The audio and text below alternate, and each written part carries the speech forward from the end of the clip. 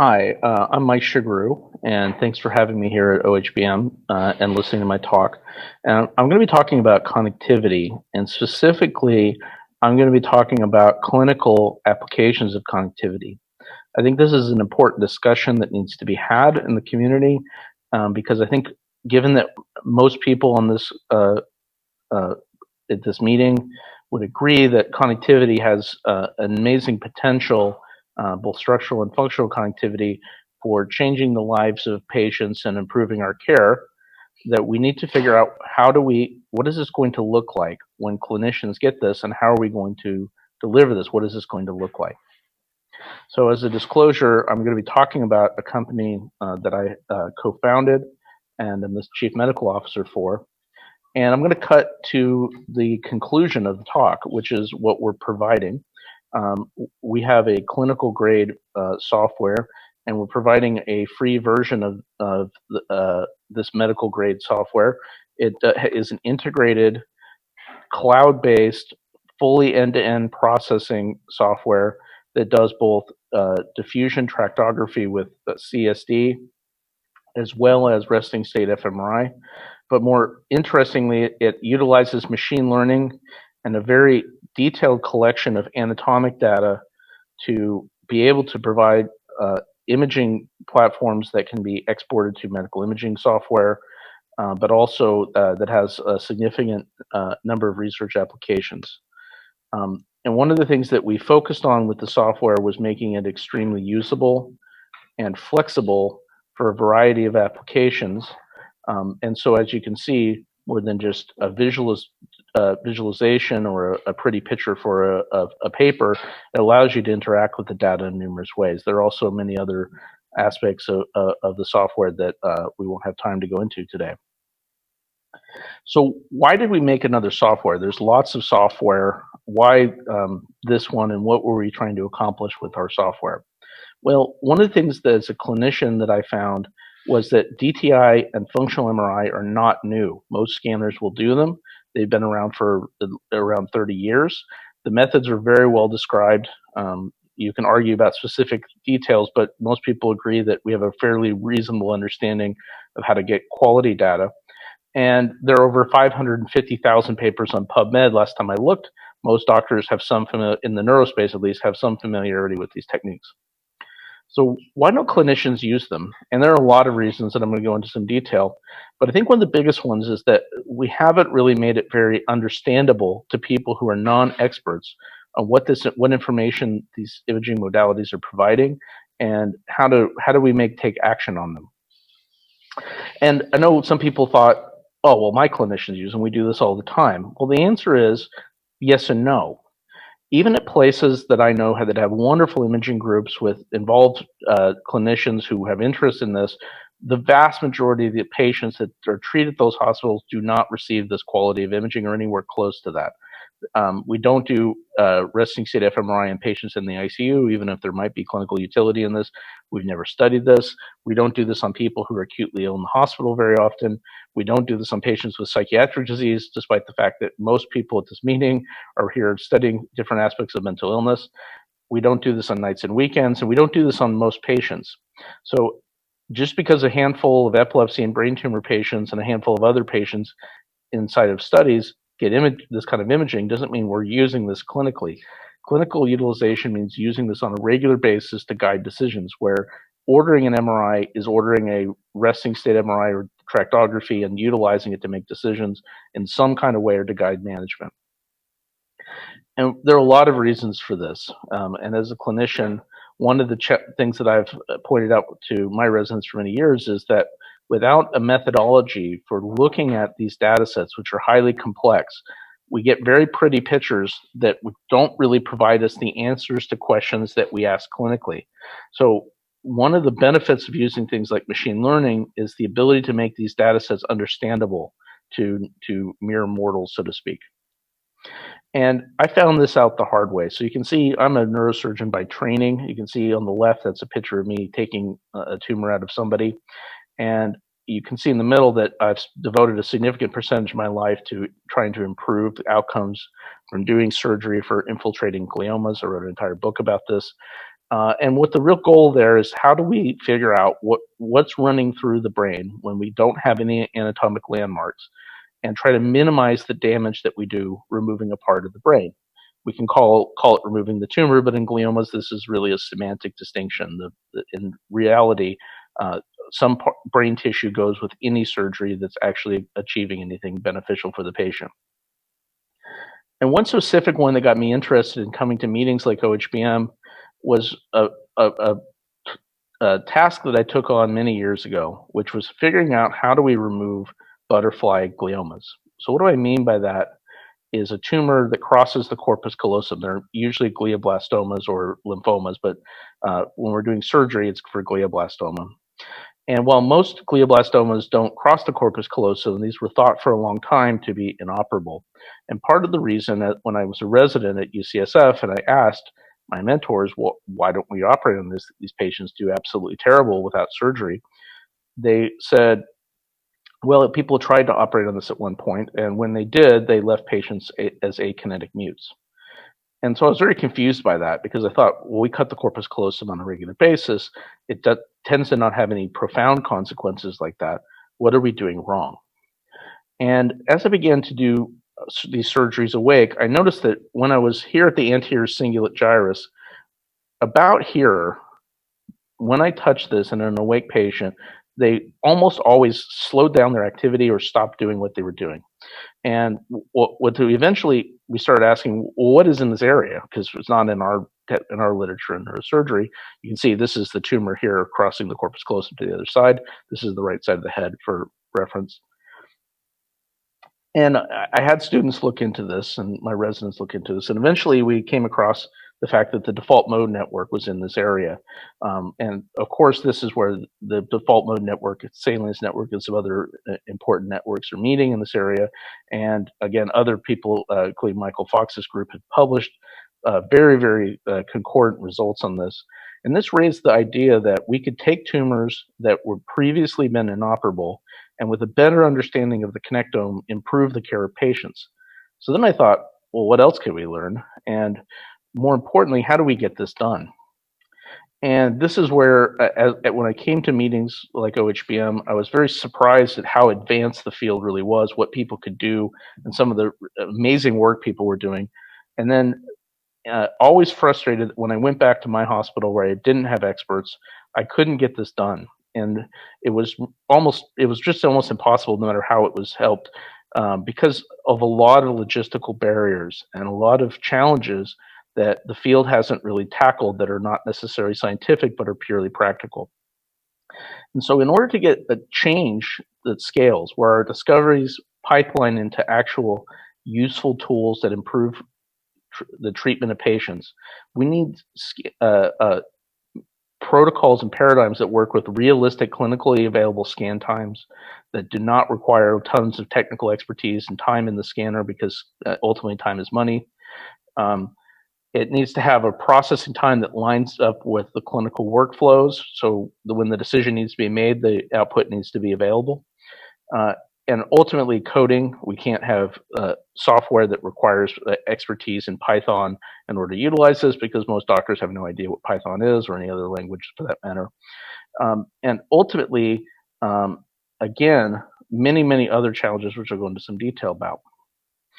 So I'm going to cover a few barriers that I think that need to be said, that highlight some of the challenges that I initially encountered when I was trying to adopt this in my own practice, that I think that are important to really get out there.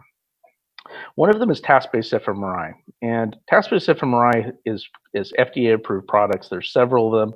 It's familiar to most physicians, and many people do task-based FMRI for surgical planning or other indications. And the problem with it is it's not scalable. It's not scalable to have to set up a task in the fMRI or in the MRI every time you want to obtain one of these images. And also, given that you may have to do multiple tasks to cover a particular area of the brain, again, it's almost impossible that this will basically be a routine part of clinical practice. So after 30 years of having this available in some form, it's safe to say that we've kind of hit the the barrier of what's possible in the clinical world with task-based fMRI. Someone might find a way to change this, but realistically, it's just not a very practical solution. And so ultimately, to make this a clinically useful tool, this involves resting state. We have to make resting state work to the level that it's possible, because this is a far simpler thing to acquire in routine clinical practice. If you've trained the technicians well enough, you can achieve reasonable acquisition without having a really significant undertaking going on in a clinical scanner, where the timelines in many of these scanners are very, very tight. Barrier 2 was the thing that really surprised me the most, which is anyone who's attended a course on open source software knows that the first thing you do is you open up a terminal and start coding Linux scripts. And this was a real big surprise to me, because I thought, well, if we're going to do this clinically, are we going to have to string bash scripts together or code every single time we want to get an fMRI? And the answer is that's not scalable. Again, physicians are busy enough, they have enough things on their plate. And again, more importantly, that coding skills and neuroscience skills are not as two overlapping circles on a Venn diagram.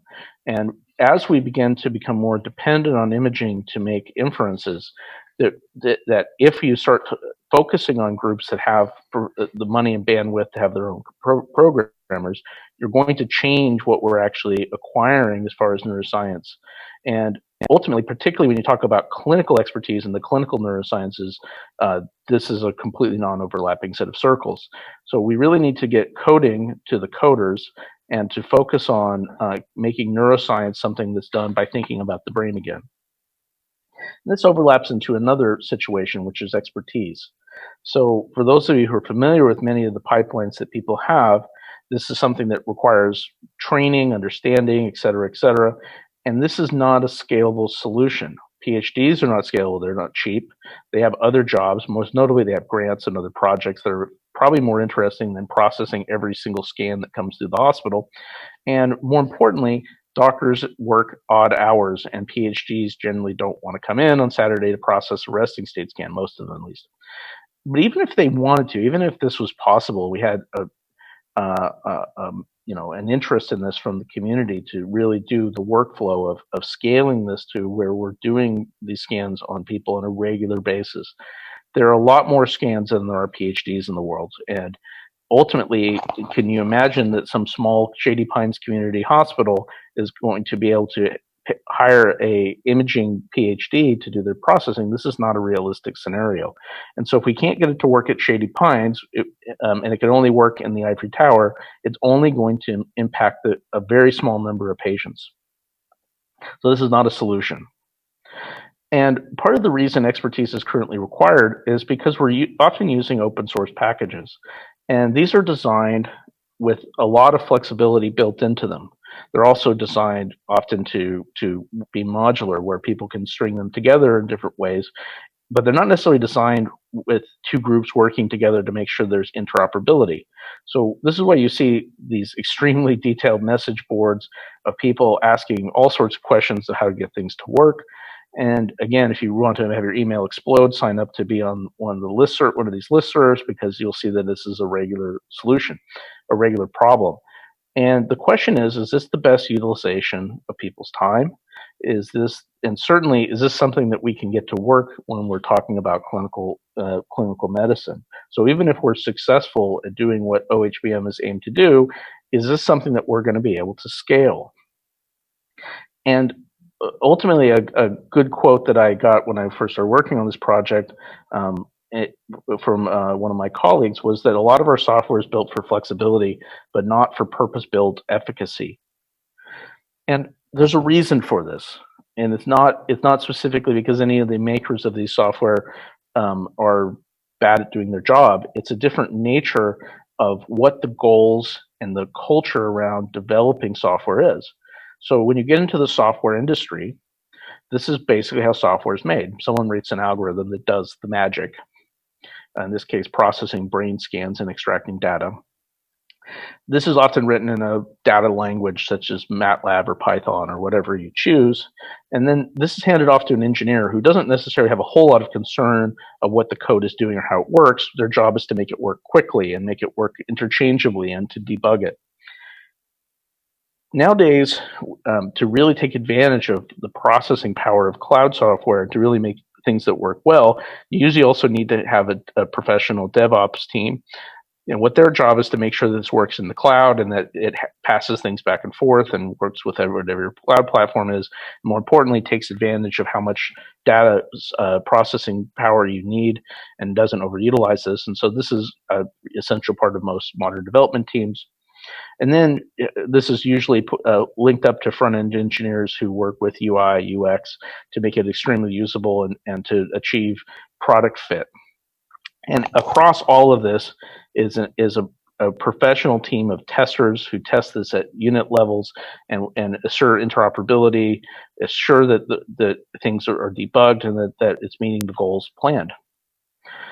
Now, this is how we make software for neuroimaging for the most part. There's probably some exceptions to this, but this is most of what I have encountered. Someone makes an algorithm, they publish it, make a link to it, put it on GitHub. They maybe put a UI UX depending on how dedicated they are, but they don't often they have other jobs, and this is a part-time passion project. And then, of course, they teach courses on it. But again, you're missing a lot of the steps of this, and there's a reason. These people here to the right generally work in industry. And part of the reason is that academia is based on publishing, based on grants, and many of these people are just too expensive to have on as a full-time person. And so a lot of the best players are in startup industries where they work for Google. And so a lot of these people don't work in academic workflows very well. And there's a deeper issue. And this is something that I became familiar with as we began talking about IEC 62304. And IEC 62304 is an international standard for developing and testing medical grade software. And so one of the key aspects of IEC 62304 is this V diagram. So anyone who's familiar with this has seen something like this. And it's a concept of traceability where you interact with users, you identify risks, you then architect this into lower level software down to code level, and then you have a traceability where you have specific tests that are designed to assure that at the level of code, but also at the level of requirements up to user requirements and risk management requirements, that you've actually tested and verified all this. And this is an extremely extensive process necessary to make software in humans. So one of the challenges is that if we stick with the current workflow for how we make software, we're actually passing up some of the most important people in modern software design architectures, which is software engineers who are mostly industry players. And then the question comes, if the standard for making medical software is this level of testing, verification, validation, unit testing, and more importantly, traceability, making sure that you did what you thought you were going to do and that there's no surprises, you know what's in your code and how it's working with other code. Even if you do this in an IRB protocol, if you're using this to test on people when you haven't actually done the standards, is this ethical? So just even if you think your software is accurate, if you haven't demonstrated and tested this to the level necessary to take this through a product company like the FDA, that's a real good question of should we be using this to make decisions? And is this our destination? More importantly, the FDA regulates marketing claims. So if you give something for free, claim whatever you want, as long as you don't make a medical claim about this, and so and sell it. And so ultimately, just because it's free doesn't mean it's a good idea. So just because the FDA doesn't cover something, should we be basically doing things outside of the typical standards and expectations necessary to treat patients? Another one comes down to the concept of clinical workflows. And so if you spend some time with the radiology business manager, which I unfortunately have done this more times than I care to discuss, but they'll tell you that increasing your scan time by 15 minutes in a hospital that's doing a large number of brain scans means they have a very busy neurosurgery and neurology department, can decrease the hospital revenue by up to $1 million a year because of the decreased number of MRIs getting done. Now, again, I don't think that all of our ambition in life is to make the hospital money, but this is a pretty significant amount of money that you're talking about. And given the type of budgetary concerns that are going on, we have to ask the question, is that something that they're going to allow us to do? And so the question is, if we can't get this anytime we want, if we can't get it processed on the timeline that we want, and if we can't get it done in a way that the hospitals will allow us to do these kind of images, then are we ever going to be able to do this to treat patients? And the answer is probably not. So while it's always better to have a very high dimensional, very long resting state with better data acquisitions, until there's a major leap in scanning parameters that allow us to do this in the timelines that we need to do these kind of images, which again may take a very long time for that kind of technology to come around, we need to think about how do we get this to work on data sets that are minimally viable, meaning that there is going to be a floor below which quality suffers too much to be useful. But if we demand perfection every time, we will not get anything. And again, another issue is talking about data sharing. So there's been a lot of effort to try to make data free, and this is obviously a very noble effort. But in my experience, this is the exception, not the rule. So even places and organizations that are interested in sharing data often have very complex Byzantine rules for sharing data, and it becomes very difficult to get the data. But even if you have the data, it ultimately is still, you still have to do it yourself, and you still have to, work with, again, a lot of the challenges we have above. And so is this really the best way to have data sharing, or is there a different way that we can eliminate some of the barriers and challenges to really having truly shared data across sites? And finally, this is one I'll spend a little time on. Anatomic specificity is almost the first thing that I noticed when I entered the field and started focusing on connectivity. So if you look at the diagram on the left and the fMRI on the right, you see that oftentimes what we call as our nomenclature for different brain regions is fairly nonspecific. I mean, again, it's very unlikely that the areas that they're talking about are perfect spheres and ovals. And when you talk about inferior parietal cortex, that's a huge area. The superior temporal gyrus is a huge area. I know because I've actually removed these parts of the brain before in people, and so I know that it takes a long time to do that, and these are not trivial amounts of neural tissue. And if you don't care specifically about what part of what gyrus are you talking about, then this is, these kind of diagrams are perfectly fine for your needs. But as a neurosurgeon, obviously, this is my entire life, getting into these kind of extreme details. And more importantly, I think that everyone should get into being anatomically specific about what we're talking about, because it really is necessary to achieve reproducibility, communication between sites, and more importantly, anatomy is the foundation of clinical neuroscience. Different parts of the brain do different things, and we need to be specific about what we're talking about. So when the Human Connectome Project published this paper in Nature in 2016, I thought this was an extremely important step. And not that they're the only people who've created an atlas, but again, the fact that they had an atlas that aligned with many aspects that we knew about anatomy, it utilized familiar nomenclature, and was sufficiently low dimensional enough to be learnable, but high dimensional enough to probably be realistic. We looked at this as good of an alphabet as anyone else's to describe brain connectivity in a way that was reproducible to clinicians. So I began doing the less pretty work of old-fashioned anatomy because I'm a surgeon and we wanted to have detailed anatomic maps in this nomenclature. So what does that mean? We went into the lab and worked with cadavers and tried to get our best estimate of where these parcellations were.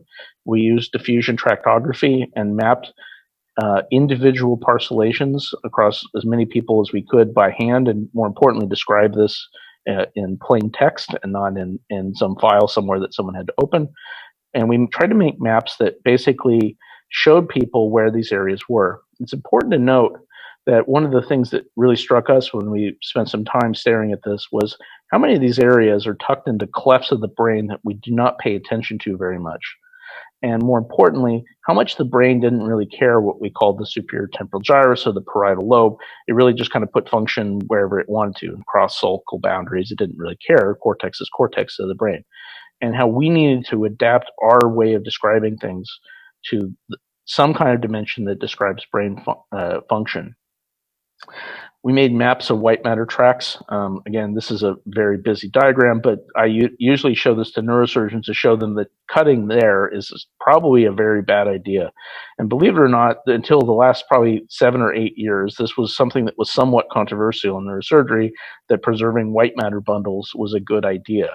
So to show you how important it is that the findings that we have at meetings like this percolate into the clinical world where they have immediate impact on improving care. Another thing we started doing is saying, if we're going to make resting state work, resting state connectivity is more accessible when you utilize prior information to interpret a lot of the connectivity. So one of the things we worked on was using meta-analysis to mine as much of the task-based FMRI literature, which can be useful as a research tool, and to try to tie this to what parcellations we thought those areas were in the ALEs, and then to make maps of connectivity to provide doctors with maps of what they were looking for. In fact, that map on the right was the very first thing I did, because one of the things that got me interested in this was I realized that the maps of language that we had were just not accurate. If you look at the map that we have here, this is what we were operating on in 2010 when I graduated residency. You needed to keep these two areas connected, probably, or you get a repetition aphasia, and otherwise, the rest of the brain, you could remove what you needed to remove and there would never be language consequences.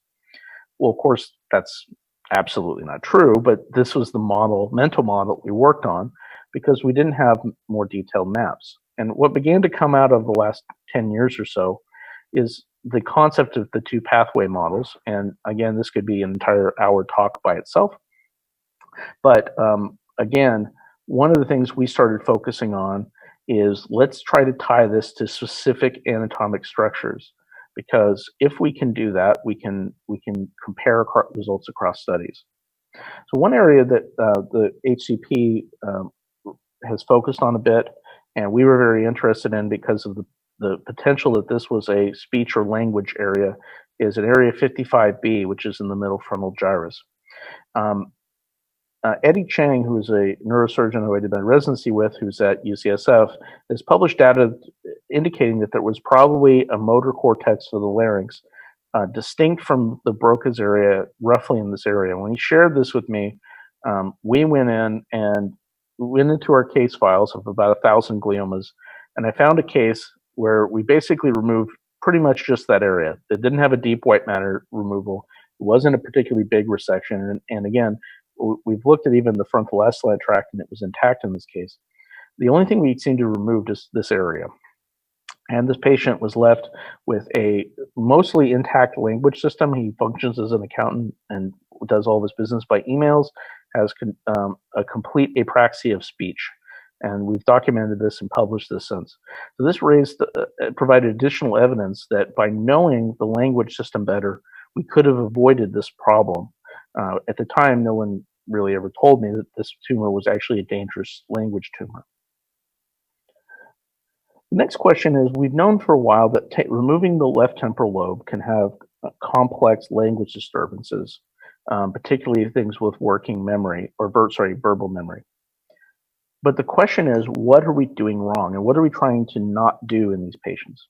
And the fact that we get this even in cases where we avoid removing the temporal pole and focus just on the amygdala and hippocampus raises the possibility that the language system is a little bit more complex, and how it communicates to the frontal language areas than just the simple Broca to Wernicke express.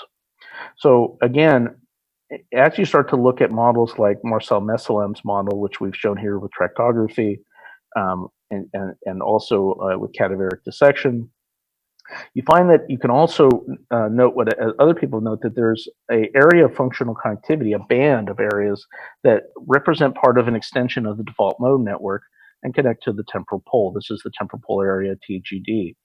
And as Marco Catani and others have found, and we have been able to replicate, that there's an interesting cascade of U fibers that parallel the middle temporal gyrus and probably underlie that connectivity, and probably it represents some of what we're trying to avoid when we try to preserve language, higher level language functions in the temporal pole. So this provides a much more detailed multi-level language network.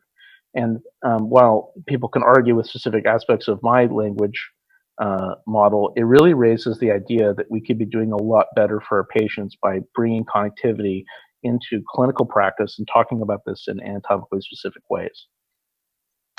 Now, again, one of the most important aspects, if we're going to leverage a parcellation scheme to treat patients, we need to be able to do this, and we need to be able to do this on more or less everybody.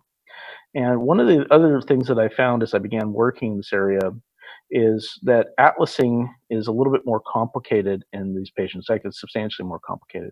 So while we registering an atlas through some kind of affine warping technique, or more importantly, a technique like FreeSurfer that it does a surface extraction, is very effective in normal individuals in most cases. Well, there's some some quirks, for example, if the dura is not stripped all the way. It really doesn't do well on my patients. And part of it is that atlas is probably not reflecting reality. There can be reorganization, displacement, etc. But more importantly, when we have some of the assumptions about the shape of the brain, and in the case of FreeSurfer, the topology of the cortex being roughly spherical in terms of its Euler number, then it raises the possibility that these techniques are going to have a tough time tackling patients who have strokes, brain tumors, etc. And if we can't look at these patients, and particularly stroke, which is an extremely common disease, or even people with significant atrophy, then this is, without having advanced workarounds, then this is going to have a tough time scaling. So one technique that we started working with is using structural connectivity to do the parcellation. So what we did was we taught a machine learning tool how to recognize a voxel of various parcellations in the HCP scheme, so that when it was applied to a structurally abnormal brain, such as this one, the brain tumor, it had the ability to reclassify voxels. And so what this means is that shape is relatively irrelevant, and that the affiliation of voxels with specific parcellations is based on their connectivity, not their coordinates. And what the benefit is when you see patients like this. And so this is a patient that we removed a large frontal glioblastoma. This thing's back with a vengeance. We didn't even operate on this, but this was the worst scan I could find. And so I ran it through our pipeline, because I thought if it can make it on this, it can make it anywhere. You can see that the insula and frontal lobe is shifted into the resection cavity. So this is pretty distorted. And yet it's still able to find plausible candidates for the basal ganglia. It's able to tell us when parcellations are missing, and to give us an idea of where the remaining parcellations are. And when we take patients who have, for example, this supplementary motor area low-grade glioma, and we see fibers going through this, we don't know that these are doing their same role, but we do know that they fit the best candidates for example, the cingulate motor area or the SMA. Whether they're achieving the same role in this patient is a scientific and clinical question. But what we do know is that we can hold that structure somewhat constant, so that we're not dealing with structural and functional variability. And this has a lot of potential benefits that I'll talk a little bit more later. And another thing that we noticed is, are we actually replicating the HCP atlas? And eventually we realized that really wasn't our goal. We're actually using the HCP nomenclature to make a very similar atlas, but it's its own atlas of white matter connectivity. And we've studied this and found that it reclusters about 3 to 5% of voxels in a normal brain. And we thought that seemed reasonably plausible. We didn't expect drastic changes, but we also didn't want it to look exactly the same as normal. It should move, voxels out of sulci or the sylvian fissure, for example. And I've run hundreds of my own normal patients through this. And again, what is ground truth? And that is, we don't know. What we said is that we know that this atlas is consistent, and the goal in this situation is to figure out, what does this atlas tell us clinically? So we're not, it kind of has a different teleology to the question. But more importantly, if you can do things consistently, this has significant impact for things in clinical medicine. So, for example, if you're looking at different types of surgery, this is a series of artist sketches from my book of how to safely work around at least the large white matter bundles to remove tumors from the brain. But of course, connectivity has the potential to modify this as we learn more about cognitive networks.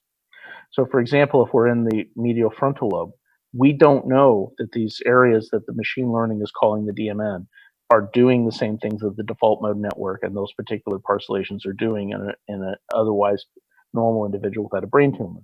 But number one, we at least have some data, which is better than absolutely no data. And the data seems to be at least somewhat believable to my eye.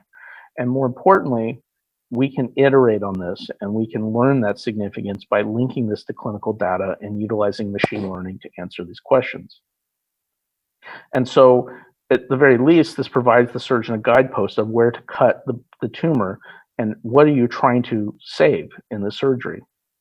So, for example, if we're tackling this very nasty butterflyglioma and trying to remove as much of it as possible, it's important to note that it has significant interaction with multiple different brain networks. Most importantly, it's wrapped around the default mode network. Now, whether this is doing the same task or that it's savable is a scientific and clinical question. But to me, this seems to be a fairly believable position given what we know about this tumor and its neurocognitive side effects.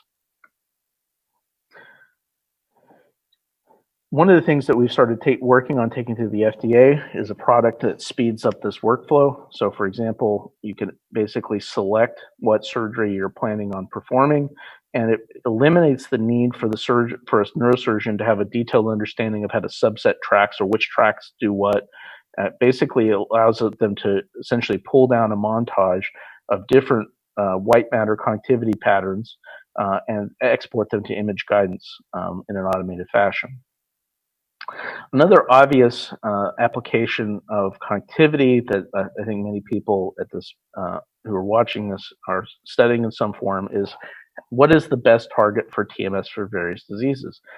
We know that treating everybody at the same left DLPFC target does not achieve consistently perfect results. A lot of people respond, many don't. And so the question is, can we utilize an atlas where we take the standard atlas, we personalize it with tractography, and then we use that atlas to take resting state and perform a correlation matrix of functional connectivity, and then utilize machine learning to tell clinicians what's happening on here that's not supposed to happen. What are the anomalies? And so again, one of the immediate challenges is dimensionality reduction. So even if you parcellate the cortex, looking at correlation of all the bold signals gives you a very unwieldy matrix. I think this has about 143,000 plus correlations. And while this provides a very good visual representation, the real power is when you've annotated these and come up with the best model on who is supposed to be talking to who is mostly supposed to correlate, and more important, more specifically, who are the networks or who are the best candidates for those networks, to put it bluntly. So when we see a patient like this that has a language area glioblastoma, we can leverage that prior information to note that this patient has anti-correlations between different language areas that aren't seen in normal individuals. But more importantly, it's important to note that these correlation matrices are real places in the brain. So if we select that area, that's a place in space. And it's possible to, and our software will do this, to click on a square in the matrix, export that to a target file and treat it. And so at which point you've actually taken connectivity from a research topic to a potentially actionable topic, where we could look at the connectivity matrix using this anomaly detection machine learning algorithm and look at areas that are normal and high variance and not treat them, and to focus on where are the anomalies, what's behaving more hypercorrelated or hypocorrelated compared to normal individuals. Now, the issue then becomes, if we can tell what normal and abnormal is, or at least get an estimate, then how do we basically frame this in terms of a clinical question? This is something that we spend a lot of time thinking about how to catalog machine learning tools. How do we subset and display data in ways that are clinically useful? So one way to do it is to link it to a series of questions, and this is what we've done in our engine. So, for example, if you decided you're interested in looking at depression, it links you to a series of different tools that display the data in different ways. So, for in the long term, the goal would be to have a model for simple suicidal ideations, and if you click that, it would tell you this is what the machine learning is pointing out are clinically useful places to look for answering that question. And so this is really, I think, the first step to what many have called transdiagnostic machine learning based targeting of transcranial magnetic stimulation. And this raises a lot of other questions. So given that TMS has largely been aimed at a specific target, and we're looking at treating more personalized targets, is a randomized trial the best way to answer questions that have million-dimensional data points? This is a picture of my wife on the left with Grammy Award winner Brian McKnight on the right. And the question is, should these people be the controls for each other in the same study? Well, of course, their genomes are clearly different, but also it's possible they have differences in their connectomes. In fact, it's almost certain. It's already certain that almost any two people I put on this slide have differences in their connectomes. So the question then is, should we really randomize them against each other, or should we randomize them against machine learning models? This is an important question. And this is something that's doable nowadays, given that machine learning has become increasingly a commodity. Another issue is that if you think about a hospital workflow, these are extremely data-rich environments. There are a lot of people being treated and a lot of clinical data is being generated. Only a small percentage of that ever gets put into a research institute to study. But if you want to study patients, you need to figure out how to leverage the hospital to go where the sick patients are, because that's where most of the data, most of the learning is going to come from. So again, it's quite now normal to integrate cloud architectures seamlessly into an environment in the hospital. But one of the things that we do that's a little different is linking that to a large-scale machine learning workbench that's able to do enterprise-grade machine learning at scale. So by that I mean hundreds or even thousands of scans being processed in a few hours, as opposed to weeks and weeks or months of work trying to do this in a serial fashion on the desktop. So in order to leverage that, making a cool architecture is nice, but one of the things that you really have to do to make a hospital into a data machine is having tools that eliminate the need for research assistants and lots of manpower. And so, for example, natural language processing is not a new idea. For those who are familiar with NLP for medical records, it's really a rule engine. We made a rule engine based on me. I actually helped create the rule engine, and I've spent my time doing clinical chart reviews. And the goal is to basically extract as much data as you can from the medical record. This isn't as perfect as having a nurse see everybody, but it is able to actually do quite a bit of working with determining negations and knowing that glioblastoma is a diagnosis and craniotomy is a treatment. And furthermore, if we basically hold ourselves to the idea that neuropsychology is a 5-hour examination done by a professional, then we're going to get great evaluations on a few patients and no evaluations on everyone else. And so in order to really scale this, where neuropsychological assessment is a normal part of evaluating a patient, where we take cognition seriously, we need to have tools that are able to be done by non-experts in more limited fashions to get at least some data on as many people as possible. And some of this involves utilizing machine learning tools that can work with things like voice to text to use machine learning to recognize aphasia. And our model's currently performing around 92 to 95% accuracy on recognizing the type of aphasia from voice to text. And once you have this all linked to a cloud architecture, you can basically work in ways that are HIPAA compliant to linking these together and utilizing higher level archiving systems to quickly identify what patients you want to study for a specific question, to eliminate a lot of the things of looking through charts or talking to a bunch of people, what do you have in your data set, and all the kind of librarian skills that we've all learned to do over years. This can do this in a much faster time period.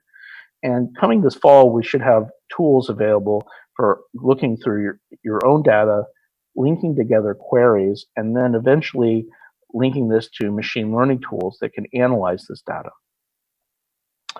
But of course, one of the challenges is that none of us will ever see enough of these patients to really answer the big questions that matter.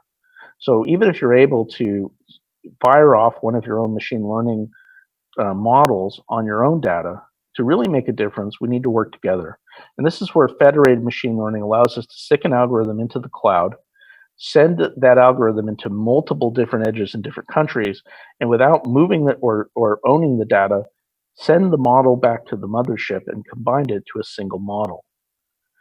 And this allows us to take on some very ambitious projects. So for example, if we have nodes in multiple countries, without taking the data out of the country or violating laws, we can, or even having the patient's identity, we can identify who we want to study in a large data set and combine that to a single machine learning tool.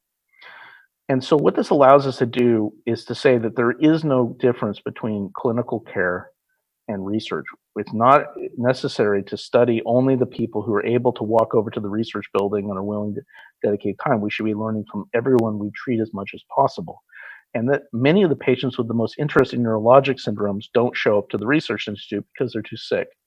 But we want to learn from them. We want to learn from their connectomes and learn how the brain works, because many of these patients can teach us a lot more than we're really leveraging right now.